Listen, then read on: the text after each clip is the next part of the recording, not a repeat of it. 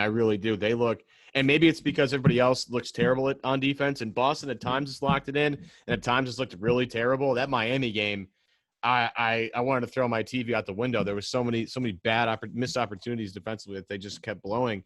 I'm not sure if that's just legs or just rhythm or what, but that Toronto team, and I think the one thing I learned is this Toronto. I mean, I thought Toronto was good. Don't get me wrong. It's just, the system works, and Nick Nurse is a terrific coach, but they look like, in my opinion, and it's only 4 games in, so we still have a little ways to go. And, with the Bucks, Giannis is the best player in every series. But I think Toronto has looked the best of any team in the Eastern Conference, and I don't even think it's relatively close. I think Kyle Lowry has been tremendous. OG Anunoby has stepped up for the last time we saw him, and he's had a pretty terrific year if you haven't been paying attention. Siakam's been great. Fred VanVleet is going to get a really nice contract when the season is done. They've been great, and they might not have the best player in every series, but they're going to have the best coach in every series, and that is a huge, huge, huge advantage for Toronto. How much does that surprise you, though, without Kawhi Leonard?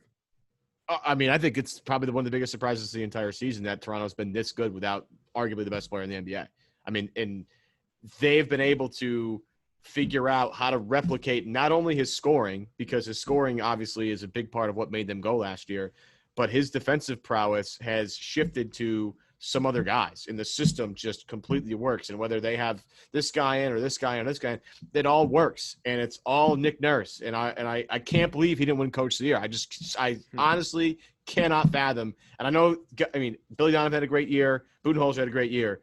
None of those guys did the job that Nick Nurse did. And I think that Toronto, out of all the teams in the Eastern Conference, looks the sharpest.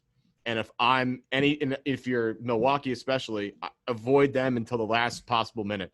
They look tremendous. And if you're Boston, you can't overlook any opponent, right? You're going to have Philly maybe in round 1, maybe Indiana in round 1. And look, those 2 teams are banged up, and Boston should handle those teams. But that Toronto team's lurking, and that is a scary, scary team on both ends of the floor because of their head coach. And out of all the teams we've seen, they're the most impressive.